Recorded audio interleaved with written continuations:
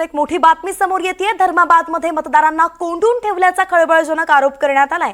शेकडो मतदारांना एका हॉलमध्ये कोंडून ठेवल्याचा आरोप आहे।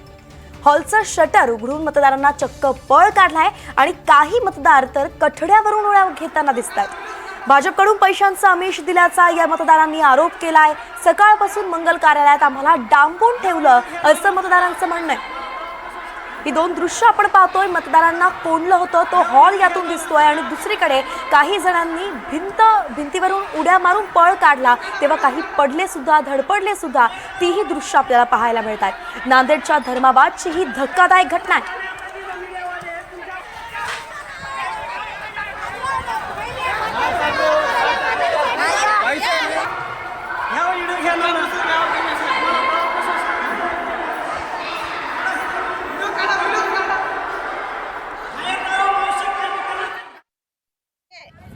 त्यांनी 3 दिवस झाला असं फिरवायलेत। इकडं पळापळी तिकडं पळापळी देतो म्हणून आम्हाला परेशान करायलेत बघा साहेब।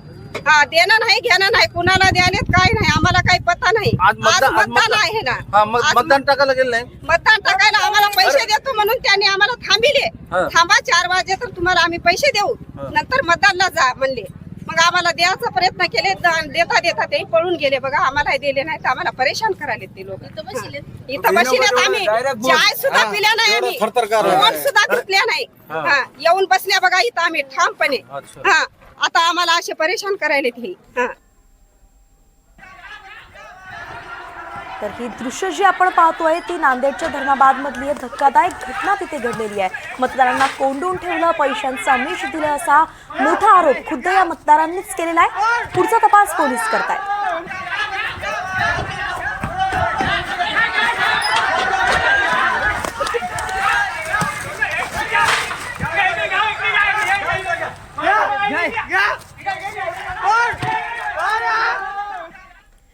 आता नांदेडमधून पंढरपुरात येऊयात। मंगळवेढा नगरपालिका निवडणुकीसाठी नगराध्यक्षपदाच्या दोन्ही पक्षांकडून 1000 रुपये मताला वाटप सुरू आहे।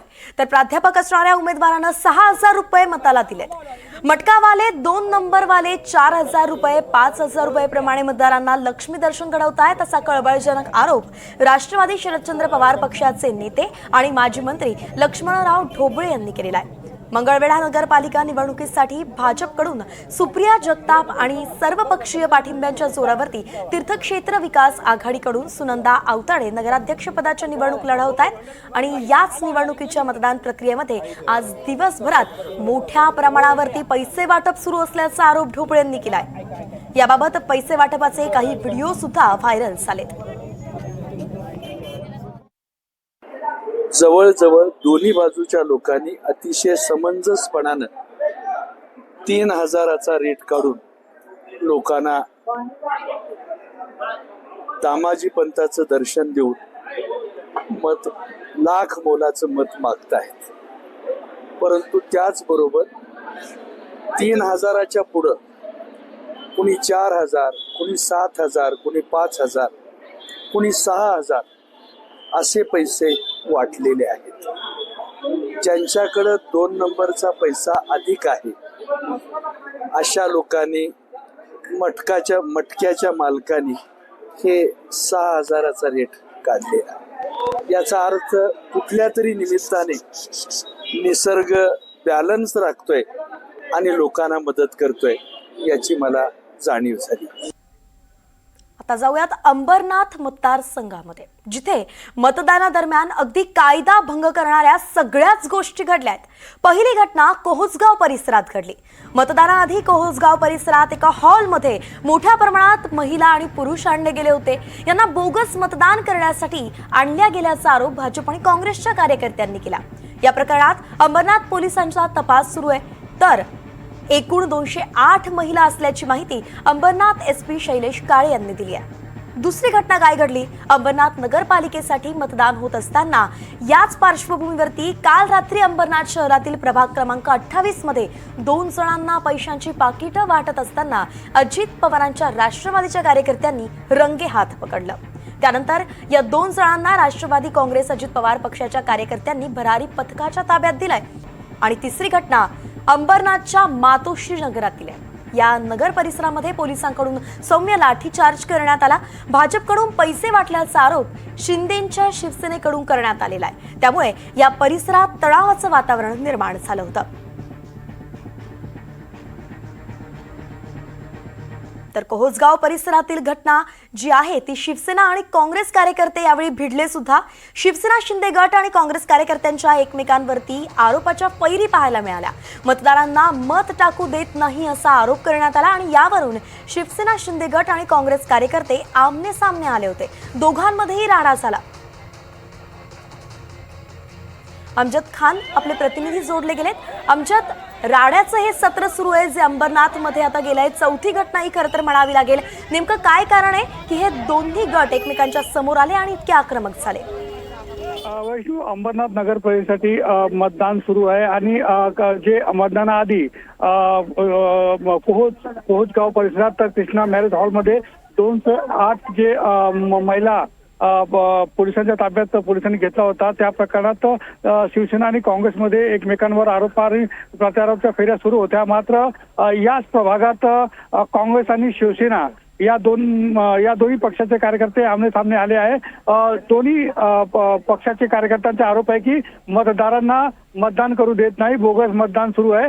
यावरून दोन्ही पक्षाचे कार्यकर्ते आमने सामने आल्यानंतर राडा झाला. जोरदार राडा झाल्यानंतर पोलिसांनी सौम्य लाठीचार्ज केला. सध्या या ठिकाणी परिस्थिती शांत आहे. परंतु या प्रकरणात आता गुन्हा दाखल करण्याची प्रक्रिया अंबरनाथ पोलीस ठाण्यात सुरू आहे. मात्र काँग्रेस आणि शिवसेनेमध्ये ज्या प्रकारे या ठिकाणी वाद समोर आला आहे, हा वाद थांबता दिसत नाहीये. याआधी भाजप आणि शिवसेनेचे कार्यकर्ते देखील भिडले होते.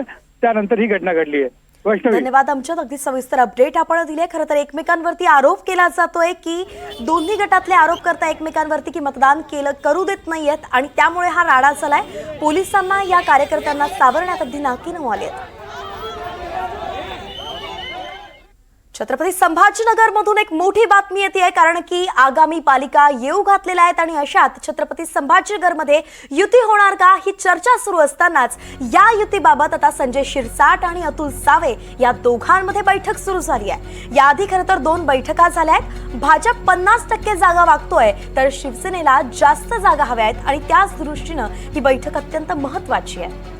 आज जागा वाटपबाबत अंतिम निर्णय होऊ शकतो आणि या बैठकीला शिवसेनेकडून संजय शिरसाट, जिल्हा प्रमुख राजेंद्र जंजाळ आणि भाजपकडून मंत्री अतुल सावे तसंच खासदार भागवत कराडही उपस्थित आहेत. मोहसिन शेख आपले प्रतिनिधी आपल्या सोबत जोडले गेलेत. मोहसिन, खरं तर जागा वाटपावरूनच हा पेच निर्माण झालाय आणि म्हणून युती होत नाहीये. काय वाटतं, भाजप जागा सोडेल का शिवसेनेसाठी?